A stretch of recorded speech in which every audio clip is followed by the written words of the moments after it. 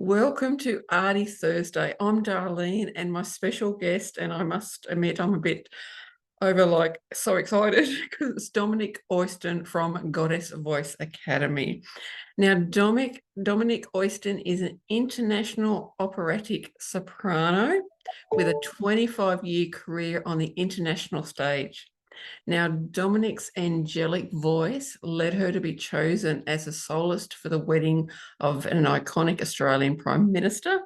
And she's also the writer and creator of children's shows and is a 3 times Amazon bestselling author, and has also created multiple training programs for women entrepreneurs to understand the feminine wisdom of creative expression. Love it.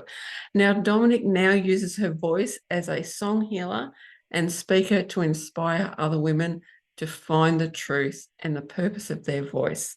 Now, I must admit that I am a bit fangirling, whatever you want to call it, because I've been following Dominique for a long time. I've known her in a group that we're in, and I'm just so excited that you said, yes, you want to come on. I'm like, oh my goodness, really? Of course, So really. welcome. Yeah, absolutely. It's delightful to be here. And I love that it's Arty Thursday. That's right up my alley. Oh, cool. And yeah, let's just go into it, whatever we want to talk about, let's go. All right, so do you have any like pressing questions? Like, is there something you really want to know? Um, No, because I think I'm just fangirling, so it's just like okay, whatever. all right. So I'll talk away.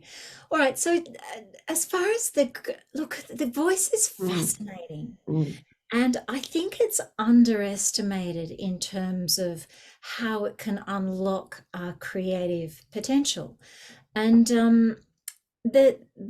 I think there's a reason for this, of course, but I'd like to say that we're in this incredible place of evolution for women. mm, Women's voices are on the edge of evolution. And we're in this kind of amazing time after thousands of years of suppression of the feminine voice and mm. suppression of feminine creativity in a lot of ways. You know, creativity has been very limited to the role of mother and mothering. But here we are, the gates have been opened, and so we have this doorway that we can walk through. But to walk through that doorway, to express ourselves more powerfully, to express ourselves more truthfully, to express ourselves more confidently, there's a lot of healing that needs to be done. There's a lot of I guess, educating of our self-concept. There's a lot of practice to actually try out what is it like to be a free Mm. creative being, and uh, how am I an artist and a mother and all these different roles that we can now play. So there's this incredible place of expansion, but that's also very, very challenging because there's a lot of healing of the wounds of the past that need to happen. And my particular focus, say in the Goddess Voice Academy, is that when we heal our voice, we actually heal so much of our self identity, our energy, our life force, our vitality, our expression, our confidence, and our ability to be functional in the world. So I see the voice as this place where you start working there and you start kind of addressing and expressing, and then worlds open up quite literally. Yeah, I love that. It's just, and you're so right about the voice. Like for me, growing up, I was always taught that children are seen and not heard. That Oh was no. one of the biggest beliefs. And growing up, the religion I was in was beautiful. There was no, weird thing about it. But it was also about, you didn't have a voice. You had to go through the ministers to speak to God and all that kind of stuff. Yes. And so then I started a business, and I'm like, what do you mean I've got to Where's my talk and I've voice? got to speak and I've got to what? You want me to get on camera? You want me to Mhm. actually do videos? So yeah, you're right. It was a big healing. Yeah, and it doesn't happen overnight either, does it? An absolute journey to almost like one petal at a time, we blossom into this flower of potential that we can be. And And I work with, in the Goddess Voice Academy, I've kind of founded that on 5 archetypal paths that I call soul paths, Mm, feminine soul paths, and that we have to express something of each of these 5 archetypes, and we have to find the voice of each of these archetypes within us, and they're the warrior. And so we all have to stand up for mm, ourselves sometimes and stand up for others at other times, and stand up for what we believe in. And, you know, the role of the advocate is very, very important. mm, And women are fantastic advocates. We're great at speaking up for somebody else or standing up for somebody else. We're really good at it because we, you know, we have that compassion orientation and that relationship orientation. So that all that's needed with the warrior is this incredible mm, confidence that to unlock. Yeah, I'm allowed to say what I think. I'm mm, allowed to give an opinion that is a stand in the line, draw a line in the sand opinion, mm, and stand my ground. And I don't have to be pleasing all the time. And I don't have to go, oh yeah, well, we'll make everything nice. Sometimes it's like, no, this is not right. And mm, that voice is really needed from women, and not in a kind of, you know, I'll punish you with my voice, I'll mm, destroy you with my voice, worry away, but simply to stand up for what we mm, believe in, what our hearts are singing for us to, you know, take a stand for. mm, And then, so I've got all these programs for the warrior, and then there's the artist, of course. And the artist is a creator, and the artist simply has to express. She has to create. She has to express. It is fundamental to her nature to open up and flow. And the voice, of course, is one of the ways mm, in which there are many art forms of the voice. Or even if we are an artist in another way, then we have to talk about our work to, you know, to offer it to the world, that expression. And then there's so I got program. And in business, of course, the creator programs I've got are things like create your signature program. mm, Because in business there's a certain degree of building. Our creations are our builds in our business, our programs, our product suite, um, our speeches, our opt-ins, you know, mm, all these business chunks, our blogs, that actually are creations. They're like our babies. mm, And especially, you know, if we're coming from the heart and the deeper places of self. mm, So yeah, it takes a particular form in business. And then there's the enchantress, and I think everyone needs a bit of magic in their lives. We all have to transform something. We all have to do that butterfly work of becoming, you know, the caterpillar, and then entering into the chrysalis and becoming the gloop, and then emerging as this beautiful creation of the butterfly. And so to do that, I think for women, there's a huge job, as I said, of healing. A lot of the alchemy that we need to work with, a lot of the healing and transformation that we need to work with, is to transform all those blocks and inhibitions mm, and stories of I'm not enough, mm, visible, I'm not seen mm, and heard, I'm a failure. There's a good solid package of probably 10 to 20 fundamental beliefs that most women have to do with some degree of not enough. And we're always transforming the next layer of that mm, package. And so, yeah, there's the enchantress is the one who just kind of works with vibration mhm, to resolve those issues. So I would do a lot of sound healing and song healing and energy healing, and understanding how changing our vibration, raising our vibration, helps us change our mindset, mm, change our emotions, mhm, change our actions, change our whole perspective on life, really. So yeah, and then there's the healer. I do a lot of mm, work with the healers, and the healing voice is one of those ones that has been shut down, deeply shut down, deeply denied to women. And I think actually we lost the like all ancient cultures, the voice was a primary healing tool and a healing modality. And I think we've lost that because women's voices were shut down. Yep. So as women's voices were removed from positions of power in social, structures over hundreds of years, then we lost that. We lost that. We lost the healing voice. We lost that knowledge because it's based in intuition. It's based in deep inner connection. And women were the ones who were really good at that. Like we're good at it. Yeah. Good at feeling our way. We're good at sensing, feeling the relationships, the movements, the energy. How am I positioned in relation to everything around me, my children? We have to be, because women at that primal level needed to be caretakers of the children. And so yeah, we have that innately, and so I really think that was lost.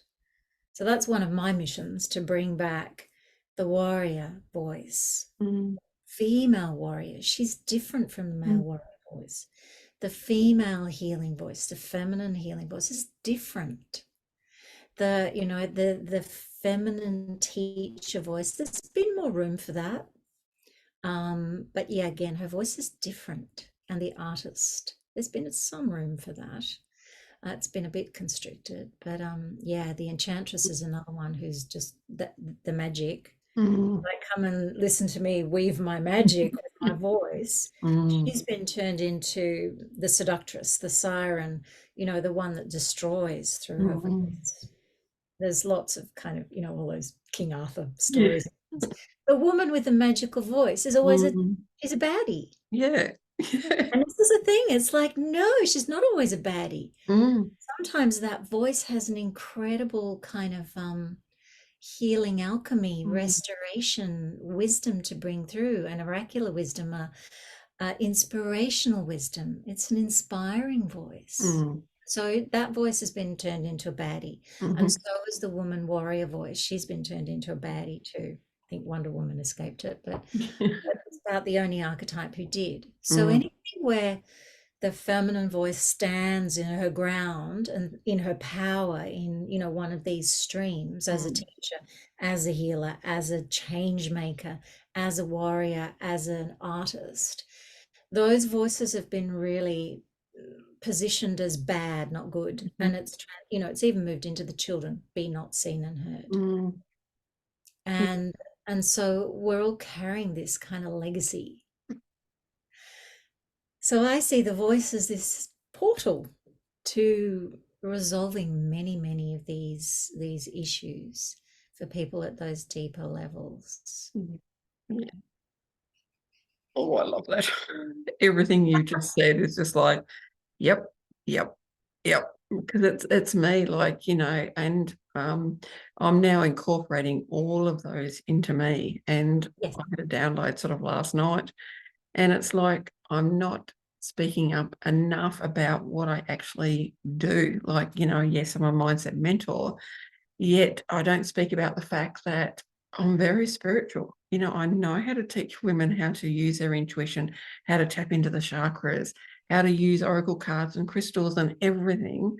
Like, in the past, I would have been a healer because I know how to create crystal and flower essences, yet I'm not speaking about it. And it's like... No, and those were, I mean, in some ways, there's a certain logic to that, because those traditions were originally taught in secret.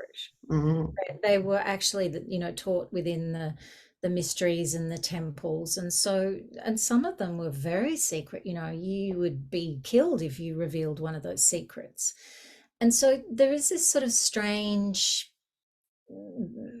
I guess, push me, pill you experience we have of feeling like, oh no, I shouldn't talk about that. Not because it's suppressed, but because of protecting it. And it is something that was done within a container. And now that the doors are open, it's sort of like, I'm just not used to this. I'm not actually familiar with doing this. as well as the fact that, you know, there is I guess a story through the female culture of being killed if you're a witch or magical or a healer or, you know, any of those Mm. things, you know, tortured and killed, and the stories aren't good. They're not good. And so people, for love of their children, their daughters, would say, no, no, no. You know, if they had an intuitive child, intuitive daughter, they'd be like, going, no, no, don't reveal that, because we love you. Don't be who you are, because we love you, Yeah. not just because we hate you, but or we want to, you know, like subdue you. We Mm. love you, so don't shine. There's Mm. just as much of that messaging. So from different, yeah, and Mm. so we're in this self-education journey, and I honestly think we shouldn't be doing it alone. Mm. I think that there's a big job for us to collectively do. And so, yeah, the more of us that actually help support, mentor, guide, Mm. teach, create these programs, create these coachings to Mm. actually support one another to move into that Mhm. new self identity, yeah, I Mm. think it's really important. It is, yeah, yeah. And that sort of leads me on to, how do you actually bring creativity into your life? Not so, you know, you've got this beautiful business, but how do you actually bring it into your life? Because when we're creative as a businesswoman, that's part of our thing. We can drain ourselves, and so we need to find the creativity in our life. Yeah, yeah. Well, I'll just give you a little, I'm just going to do this. I'm just going to, so see that? There's my Oh, hair right there. oh. All my, yeah, I just got to the point where all my coaching programs now include, you know, a little bit of a little bit of song healing, guided Mm. meditations, working with taking people into these creative spaces where they get to tap into that Mm. source. I still sing, I write, I dance, I go for walks, I talk to my plants and sing to my plants in the garden. So, yeah, that's still very much alive in me. And I honestly believe that women need to do these things.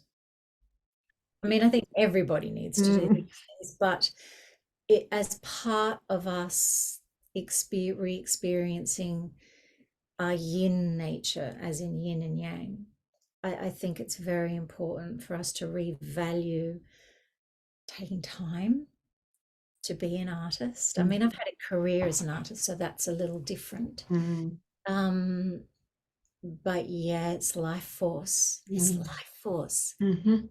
If you sing, like singing together changes people's brains. Mm. Music changes the brain. Mhm.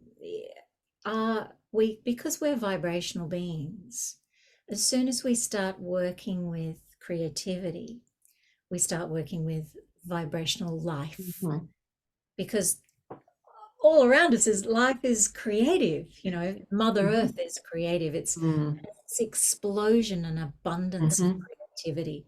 And so I think creativity is fundamentally tied to feeling alive, Mm. to really that upliftment, that energy, that flow of being in the world. And so, yeah, if we don't sort of take our time to make space for it and acknowledge that as a genuine need, Mhm. um, yeah, I think we do. We get caught in the to-do lists, and we get caught Mm. in and women are burning out. Mm.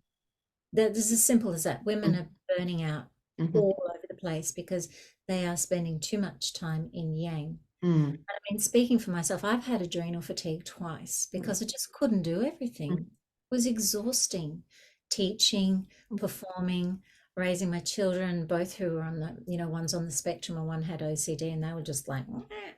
And it was exhausting, and being a sort of wife and mother, and yeah, and a Mhm. perfectionist. So it's a big journey, and we're all going on Mhm. these up and down movements to renegotiate being a woman. Mm. and to renegotiate the genuine needs of being the yin nature, which is to rest. Mhm. That is a genuine need. Is not a, oh, I'll rest when I've done everything. Yeah. No, it is actually, it's one of the ancient Mm. mysteries of the goddess. There were 5 ancient mysteries of the goddess, and one of them was rest. And Mm. so in ancient times, it was known that this was fundamental to well-being and to health. And so, yeah, it's interesting when we rest, we start kind of being a bit creative, like we Mm. tend to start being creative. That Mm. is a natural impulse out of rest. Yeah. Yeah. And that's one thing I actually had to learn, because I had a 30-year career on the health field Yeah. in the front line. So 30 years of adrenaline, like full on Yeah, and performing for 24/7. adrenaline too. Exactly. It's like Mm. you drive yourself through your Mm. life on adrenaline. And then, well, for me, I'd just crash and burn. Mm. I had adrenal fatigue for 18 months once. It was like Mm. being drugged for the Mhm. entire day. You had a window between 6 and 8 o'clock, and just in the morning where I suddenly felt like a normal person again. Mm. It was torture. It was It blood is. torture. Yeah, Yeah. it is. And as you said, there's a lot of people that actually get adrenal fatigue or any other kind of burnout and not realizing it. Yeah. Mm. So now, Yeah. And that does, it really impacts our lives. And I'm not suggesting that we can end up with these perfect mm, lives at the moment. I sort of think that's not realistic, to be honest. But I do think that we need to take much more seriously that we as women collectively are on the edge of transforming the world. mhm, We are literally not only transforming ourselves, but we have the opportunity to change the world for the mhm, better, within the next 10 and 20 years. If mm, women found their voices, if women let themselves play and dance and create a little bit more and rest a little bit more, and if we speak up about what needs to change, so there is room for that, so there is room for mm, the feminine, mhm, not for the feminine to act like the masculine and go, go, go, go, but for the yin to be part of life and to be a valuable part of life. mm. And that's really hard to, it's not easy. No, Yeah. no, it's not. And I mean, I discovered through looking at my birth chart and lots of things that Mm. I was in the masculine for so long. I was in the yang for so long. And then suddenly it's like, hang on, what's this? What's this happening? What's all of this stuff? And I had to learn about the yin. And it was like, wow, what a journey. Yeah, what a journey, Mm, exactly. mm, And we are in this sort of time of a deep hunger for self-actualization, mm, a deep hunger to know ourselves mm, and to really bring something out of ourselves that is deep and meaningful and as an offering. Like mm, we're hungry for that, and we need the voice to do it. mhm. We Yeah, actually need the voice to do that. we It's do. And part yeah. of it's part of the path. Mm. It is, and that's something I had to learn. And now I've actually got 2 podcasts on my YouTube channel, like, Yeah. and I love it. Like, I want to Mm. do this forever, basically. What I Okay, so why do you want to do it forever? What is it that just it's given you? I think the biggest thing is the connection. Like, I have spoken to so many, not just women, but men as well, around Mm. the world. So I'm speaking to people all over the world about all different things, Yeah. and I love that connection. And the fact that I come from a place of no competition whatsoever. I don't believe in that. I believe in supporting one another. Mm. That's what, this does. Mm. Beautiful. So now I've got 2 questions for you. Yeah. What's your definition of art and what's your definition of creativity? Okay, art. I think that, see, creativity. All right, interesting. I think that the arts are the spiritual daughters of the divine. I Mm, think art and the arts are the expressions of divine creativity that Mm, actually seek to draw something out of the human nature that is more than mm, just the mundane. I mhm, think art is the thing that actually lifts us into the spiritual world, one of the things. And yeah, because of course art and the arts were originally governed by the muses, the mhm, nine muses of ancient Greece. And those nine muses were literally they were it's very interesting because one of them is Urania. And Urania is the muse of astronomy. mm, And then there's Euterpe, which is music, and then lots and lots of poetry and mm, architecture. And so there's some interesting ones in there. There's architecture, there's astronomy, there's music, and there's the, dramatic poetry, lyric poetry, song, hymns. And what I think the muses show us about art is that there is this world of the stars, that everything in the stars is essentially mirrored here on earth mm, in the arts. And so I think the arts are literally star wisdom, mm, cosmic wisdom, the mm, wisdom of the laws of nature. Music is mm, mathematical, the wisdom of how form is created. How does light touch matter and mm, make color? Like mhm, I literally think it's the spiritual wisdom of the stars, when it reaches the earth. That's what I think art is.